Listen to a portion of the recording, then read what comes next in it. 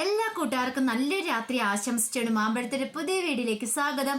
നമുക്ക് നേരെ ഗൗരിയുടെ ശങ്കറിന്റെ നാളത്തെ പ്രമോ വിശേഷത്തിലേക്ക് പോയാലോ. നാളത്തെ പ്രമോ വിശേഷത്തെ കാണിച്ചിരിക്കുന്ന ശിവരഞ്ജനെ കാണാനായിട്ട് ധ്രുവൻ ചെല്ലുന്നുണ്ട്. അപ്പൊ ശിവരഞ്ജനി എല്ലാരും വിചാരിച്ചുകൊണ്ടിരിക്കുന്ന ധ്രുവൻ മരിച്ചെന്നാണ്. അങ്ങനെ ധ്രുവൻ ചെല്ലുന്ന കാഴ്ച കണ്ടിട്ട് ബോധം കെട്ട് വീഴുന്നുണ്ട് രഞ്ജു. അതിന്റെ വിശേഷങ്ങളും അതോടൊപ്പം തന്നെ ശങ്കറിനെ സ്വന്തമാക്കാനായിട്ട് പുതിയ പ്ലാനുകളൊക്കെ ആയിട്ട് ഗംഗ ഇറങ്ങിത്തിരിക്കുകയാണ്. അപ്പൊ ഗംഗയുടെ മനസ്സിലേക്ക് ആ ശങ്കറിന്റെ മോഹം ഇട്ടുകൊടുത്ത് തങ്കച്ചയാണ്. അപ്പൊ അതിന്റെ വിശേഷങ്ങളൊക്കെയാണ് നമ്മൾ കാണാൻ പോകുന്നത്. ഇന്ന് തന്നെയാണെങ്കിലും എല്ലാ പ്ലാനുകളും പദ്ധതികളും പൊളിഞ്ഞു കഴിഞ്ഞപ്പോൾ തന്നെ ആകെപ്പാടെ ടെൻഷനിലായിരുന്നു വേണി. കാരണം എങ്ങനെയായാലും അവളെ കൈകാര്യം ചെയ്തിട്ടോ കാര്യമുള്ളൂ രഞ്ജുവിന്. ഇനി അങ്ങനെ വിട്ടിട്ട് കാര്യമില്ല. തന്റെ ഭർത്താവിനെ സ്വന്തമാക്കാൻ ശ്രമിക്കുന്ന അവളെ വെറുതെ ഇട്ടിട്ട് കാര്യമില്ലെന്ന് മനസ്സിലായി. ഇനിയിപ്പോ ഒളിഞ്ഞൊരു പോരാട്ടമില്ല, നേർക്ക് നേർ പോരാട്ടം തന്നെ നടത്താൻ തീരുമാനിച്ചു. ഈ സമയത്ത് ആദർശിനൊരു ടെൻഷൻ ഉണ്ടാകുന്നുണ്ടായിരുന്നു. വേണിയും രഞ്ജുവും തമ്മിൽ നേർക്ക് നേരെ കണ്ടാൽ എന്താ സംഭവിക്കാൻ പോകുന്നു പറയാൻ പറ്റില്ല. വേണിയുടെ സ്വഭാവം ആയതുകൊണ്ട് പിടിച്ചു നാളിന് ഇട്ട് കൊടുക്കുകയും ചെയ്യും. പക്ഷെങ്കിൽ വേണി ഒരു ദിവസത്തെ ഒരു ഗ്യാപ്പ് കൊടുത്തായിരുന്നു. ആരതിയുടെ വിവാഹം ഉറപ്പിക്കാനായിട്ട്, ആരതിനെ പെണ്ണ് കാണാനായിട്ട് മിഥുൻ വരുന്നുണ്ട്. അപ്പൊ ആ ഒരു ദിവസം കഴിഞ്ഞിട്ട് പിറ്റേ ദിവസം ആട്ടെ എന്ന് നീട്ടി വെച്ചിട്ടുണ്ടായിരുന്നു. അതിനുശേഷം അവളെ പഞ്ഞിക്കിടാന്നൊക്കെ പറഞ്ഞേക്കുമായിരുന്നു. ഈ സമയത്താണെങ്കിൽ ഗംഗയുടെ ഉള്ളില് ശങ്കരൻ തന്ന മോഹം വരുവാണ്. കാരണം ഇത്രയും കാലം അങ്ങനെയൊന്നും ഇല്ലായിരുന്നു. പക്ഷെ ശങ്കരന് തന്നോട് ശരിക്കും ഇഷ്ടം ഉണ്ടായിരുന്നോ? പക്ഷെ താനാണോ ഇഷ്ടം കാണാതിരുന്നേ? താൻ ഇത്രയും കാലം വിചാരിച്ചുകൊണ്ടിരുന്നേ അവൻ തന്നെ നല്ലൊരു ഫ്രണ്ട് മാത്രമാണെന്നാണ്. പക്ഷെ അമ്മായി അങ്ങനെയല്ലല്ലോ പറഞ്ഞത്. അവന് തന്നോട് ഇഷ്ടമുണ്ടെന്നാ. ഒരുപക്ഷെ അങ്ങനെയായിരുന്നെങ്കിൽ താൻ അവനെ ചതിക്കുകയല്ലേ ചെയ്തത്. അവന്റെ ഇഷ്ടം താൻ മനസ്സിലാക്കിയില്ലോ. അങ്ങനെ ഒരു ചിന്തയൊക്കെ ഉണ്ടാകുന്നുണ്ടായിരുന്നു ഗംഗയുടെ ഉള്ളിൽ. പിന്നീട് ശങ്കറിനെ കാണണം എന്നൊക്കെ ഗംഗയ്ക്ക് തോന്നുവാണ്. അങ്ങനെ ഗംഗ എന്ത് ചെയ്യുവാണ്, നേരെ ശങ്കറിന്റെ അടുത്തേക്ക് ചെല്ലുവാണ്. അപ്പൊ ശങ്കറിന്റെ അടുത്തേക്ക് ശങ്കർ റൂമിലിരിക്കുന്ന സമയത്താണ് ഗംഗ അങ്ങോട്ട് ചെല്ലുന്നത്. ശങ്കറിന്റെ എന്നിട്ട് ശങ്കർ ഫ്രീ ആണോ എന്ന് ചോദിക്കുകയാണ്. എന്താ, എനിക്ക് അല്പം സംസാരിക്കാണ്ട് വരാമെന്ന് ചോദിക്കുകയാണ്. അങ്ങനെ ശങ്കറിനെ വിളിച്ചോണ്ട് പോയി ഗംഗ സംസാരിക്കുകയാണ്. കുട്ടിക്കാലത്തെ കാര്യങ്ങളും എല്ലാം ഓരോന്നിങ്ങനെ സംസാരിച്ചുകൊണ്ടിരിക്കുകയായിരുന്നു. ഈ സമയത്താണ് ഗൗരി അങ്ങോട്ട് വരുന്നത്. ഗൗരി നോക്കിക്കഴിഞ്ഞപ്പോൾ ശങ്കറില്ല. അവൻ നോക്കിക്കഴിഞ്ഞപ്പോഴത്തേനും ശങ്കറും ഗംഗയും പോയി സംസാരിച്ചുകൊണ്ടിരിക്കുന്നുണ്ടോ. ഇത് കണ്ടു കഴിഞ്ഞപ്പോഴത്തേനും ഗൗരിക്ക് ഭയങ്കര സങ്കടമായിപ്പോയി. കാരണം ഈ സമയത്ത് വിളിച്ചോണ്ട് പോകേണ്ട ആവശ്യമൊന്നും ഇല്ല. ഗൗരി വന്നിട്ട് ശങ്കറിനെ കിടക്കാൻ വിളിക്കുന്നുണ്ട്. ശങ്കർ ഞാൻ കുറച്ചു നേരം കഴിഞ്ഞിട്ട് വരാൻ ഗൗരി, നീ പോയി കിടന്നോളാൻ പറയാണ്. ഗൗരിക്ക് സങ്കടം വന്നു. പക്ഷെ ഗൗരി അതൊന്നും മുഖത്ത് കാണിക്കാതെ നേരെ മുറിയിലേക്ക് വരുവാണ്. ഗൗരിക്ക് സഹിക്കാൻ പറ്റുന്നുണ്ടായിരുന്നില്ല. പിന്നീട് ശങ്കർ വന്നു കഴിയുമ്പോൾ ഗൗരി മുഖം വീർപ്പിച്ചിരിക്കുമായിരുന്നു. ഗൗരിയുടെ മുഖം മാറി കഴിഞ്ഞപ്പോൾ തന്നെ ശങ്കറിന് മനസ്സിലായി താൻ ഗംഗയുമായിട്ട് സംസാരിക്കുന്നത് കണ്ടിട്ടാണ് ഗൗരിക്ക് അത് സഹിച്ചില്ലാന്ന്. പിന്നീട് ഗൗരിയോട് വന്നിട്ട് പറഞ്ഞു, അതെ നീ എന്നെ തെറ്റിദ്ധരിക്കൊന്നും വേണ്ട, ഞാനും ഗംഗ നല്ല ഫ്രണ്ട്സ് മാത്രമാണ്, അതിനപ്പുറം ഒന്നും ഇല്ലാന്ന് പറയണം. അത് കേട്ടപ്പോൾ ഗൗരി പറഞ്ഞു, ഫ്രണ്ട്സൊക്കെ ഓക്കെ, പക്ഷെ അതിനൊക്കെ ഒരു സമയപരിധിയൊക്കെ ഉണ്ട്. ഇപ്പൊ സമയം എത്രയെന്നാ ശങ്കർ വിചാരിച്ചിരിക്കുന്നത്? ഈ സമയത്താണോ? നമ്മൾ ഭാര്യ ഭർത്താക്കന്മല്ലേ, നമുക്ക് നമ്മുടേതായ ഒരു ഫ്രീഡം ഒക്കെ ഇല്ലേ ശങ്കറെ? എല്ലാത്തിനും അതിൻ്റെതായ ഒരു സമയമൊക്കെ ഇല്ലെന്ന് ചോദിക്കണ്ടേ? ഫ്രണ്ട്സൊക്കെ വേണം, വേണ്ടെന്നല്ല പറയണേ. അവരെ നിർത്തേണ്ട ഒരു സ്ഥാനമുണ്ട്.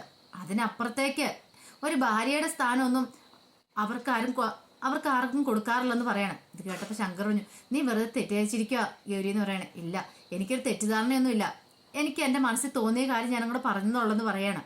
പിന്നീട് ശങ്കർ ഗൗരിയെ ചേർത്ത് നിർത്തുന്നുണ്ട്. ശങ്കർ പറഞ്ഞു, ഇനി ആരൊക്കെ വന്നെന്ന് പറഞ്ഞാലും എൻ്റെ ഗൗരിക്ക് പകരം ആരും ആവത്തില്ല. ഞാൻ എൻ്റെ ഗൗരിനെ ഒരിക്കലും കൈവിട്ട് കളയാനും പോകുന്നില്ല. എൻ്റെ മനസ്സിൽ എന്നും ഗൗരി മാത്രം ഉണ്ടായിരിക്കുള്ളൂ എന്ന് പറയാം. ഇത് കേട്ട് കഴിഞ്ഞപ്പോഴാണ് ഗൗരിക്കൊരു സമാധാനം ആവുന്നത്. പിന്നീടാണെങ്കിൽ ധ്രുവൻ രണ്ടും കൽപ്പിച്ച് രഞ്ജുവിനെ കാണാൻ പോകാൻ തന്നെ തീരുമാനിച്ചു. കാരണം താൻ ജീവിച്ചിരിപ്പുണ്ടെന്ന് അവൾ അറിയണം. ഇത്രയും കാലം ഒളിച്ചു താമസിച്ചു, ഇനിയിപ്പോൾ അത് പറ്റില്ല. താൻ ജീവിച്ചിരിപ്പുണ്ടെന്ന് അറിഞ്ഞു കഴിയുമ്പോൾ അവളുടെ റിയാക്ഷൻ എങ്ങനെയായിരിക്കും, അവളുടെ മനസ്സിൽ ഇപ്പോഴും താൻ ഉണ്ടോയെന്നൊക്കെ അറിയണം. അങ്ങനെ അതിന് വേണ്ടിയിട്ട് ഷാൻ ചെന്ന് രഞ്ജുവിൻ്റെ വീടൊക്കെ കണ്ടുപിടിക്കുകയാണ്, രഞ്ജു എവിടെയാണ് താമസിക്കുന്നത്. പിന്നീട് ധ്രുവനോട് ഒന്ന് പറഞ്ഞു കൊടുത്തു എവിടെയാണ് താമസിക്കുന്നതെന്നൊക്കെ. അങ്ങനെ രാത്രിയായി കഴിഞ്ഞപ്പോഴത്തേനും ധ്രുവൻ നേരെ ശിവരഞ്ജനിയുടെ അടുത്തേക്ക് ചെല്ലുവാണ്. ശിവരഞ്ജനിയുടെ അടുത്ത് ശിവരഞ്ജനി ആണെങ്കിൽ TV കൊണ്ടുകൊണ്ടിരിക്കുന്ന സമയത്തായിരുന്നു. ആ സമയത്താണ് ധ്രുവൻ അങ്ങോട്ട് ചെല്ലുന്നത്.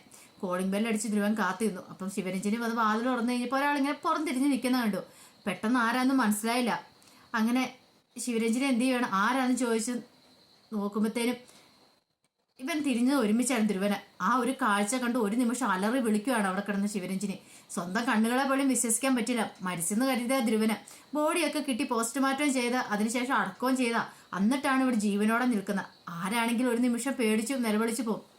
അവിടെ കിടന്ന് അലറി നിലവിളിക്കുമ്പോഴത്തേനും ധ്രുവൻ പെട്ടെന്ന് പറഞ്ഞു, പേടിക്കണ്ട, ഞാൻ ധ്രുവനാന്ന് പറയാണ്. പക്ഷേങ്കിൽ അതൊന്നും കേൾക്കാനായിട്ട് കൂട്ടാക്കിയില്ല. അവൾ ആ സമയത്ത് തന്നെ ബോധം കെട്ടങ്ങോട്ട് താഴേക്ക് വീഴുവാണ്. പെട്ടെന്ന് ധ്രുവൻ എന്ത് ചെയ്യുവാണ്, കുറച്ച് വെള്ളമൊക്കെ എടുത്തൊന്ന് തളിക്കുന്നുണ്ട്. തളിച്ച് ബോധമൊക്കെ വീണ് കഴിയുമ്പോഴത്തേനും തന്നെ ശിവരഞ്ജൻ ഇങ്ങനെ അന്താളിപ്പോടെയാണ് ധ്രുവനെ നോക്കുന്നത്. പിന്നീട് ധ്രുവൻ ഉണ്ടായ കാര്യങ്ങളൊക്കെ തുറന്നു പറയാണ്.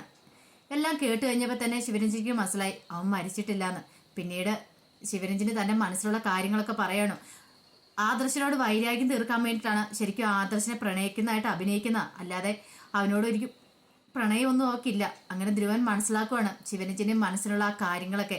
ഇപ്പോഴും അവൾ തന്നെയാണ് പ്രണയിച്ചുകൊണ്ടിരിക്കണേ. പക്ഷേങ്കിൽ ആദർശനോട് പ്രതികാരം ചെയ്യാൻ വേണ്ടിയിട്ട് മാത്രമാണ് അവനെ ഇങ്ങനെ പ്രണയം അഭിനയിച്ച് അവനെ കൂട്ടിയേക്കുന്നത്. ഇതൊക്കെ അറിഞ്ഞു കഴിഞ്ഞപ്പോൾ തന്നെ ധ്രുവൻ എന്ത് ചെയ്യുവാണ്, ശിവരഞ്ജനെ ചേർത്ത് പിടിക്കുകയാണ്. ശിവരഞ്ജനെ തന്നോടൊപ്പം കൂട്ടുവാണ്. പിന്നീട് ആദർശനെ തകർക്കാനുള്ള പ്ലാനുകളും പദ്ധതികളും ഒക്കെ ശിവരഞ്ജനിക്ക് പറഞ്ഞു കൊടുക്കുകയാണ്. അപ്പൊ അതിന്റെ വിശേഷങ്ങളൊക്കെ ഇനി നമ്മൾ കാണാൻ പോകുന്നു പറഞ്ഞിട്ടുണ്ടെങ്കിൽ, അപ്പൊ ഇനി ധ്രുവന്റെ കൂടെ ആദർശന്റെ ശത്രുവായിട്ട് ഇനി ശിവരഞ്ജനിയും കൂടെ കയറുവാണ്. അതിന്റെ വിശേഷങ്ങളും അതോടൊപ്പം തന്നെ പിന്നീട് കാണിക്കുന്ന ഗംഗേനെയാണ്. ഗംഗയ്ക്കാണെങ്കിൽ ശങ്കറിനോട് ഭയങ്കര ഇഷ്ടമൊക്കെ തോന്നി തുടങ്ങിയിട്ടുണ്ട്. അങ്ങനെ ശങ്കർ നിൽക്കുന്ന സമയത്ത് ഗംഗ പോയി ശങ്കറിനെ കെട്ടിപ്പിടിച്ചു പോയി ഉമ്മ കൊടുക്കുന്നുണ്ട്. ഒരിക്കലും ശങ്കർ പ്രതീക്ഷിച്ച കാര്യമല്ലായിരുന്നു. പക്ഷെ അബദ്ധവശാൽ ഇത് വന്ന് ഗൗരി കാണുവാണ്. ഇത് ഗൗരി കണ്ടു കഴിഞ്ഞപ്പോൾ ഗൗരിക്ക് സഹിച്ചില്ല. ഗൗരിക്കെന്നല്ല ആർക്ക് സഹിക്കാൻ പറ്റുന്ന കാര്യം ആയിരുന്നില്ലത്. അത് കണ്ടു കഴിഞ്ഞപ്പോൾ ഗൗരി ആകെപ്പാടെ തകർന്ന് മുറിയിലേക്ക് കയറി പോവാണ്. അപ്പൊ അതിന്റെ വിശേഷങ്ങളൊക്കെ ഇനിയിപ്പോൾ എന്തൊക്കെ സംഭവിക്കുമെന്ന് അറിയത്തില്ല. ഗംഗ കാരണം ഇനിയിപ്പോൾ ഗൗരി ശങ്കറും തമ്മിൽ അടിയുണ്ടാകുമോ, അതോ ഇനിയിപ്പം ഗൗരി ശങ്കറിനെ മനസ്സിലാക്കുമെന്നൊക്കെ അറിയത്തില്ല. അപ്പൊ അതിന്റെ വിശേഷങ്ങൾക്കായി നമുക്ക് എല്ലാവർക്കും കാത്തിരിക്കാം കേട്ടോ. ഒരിക്കൽ കൂടി എല്ലാവർക്കും നല്ലൊരു രാത്രി ആശംസിച്ചുകൊണ്ട് നിർത്തുന്നു. നന്ദി.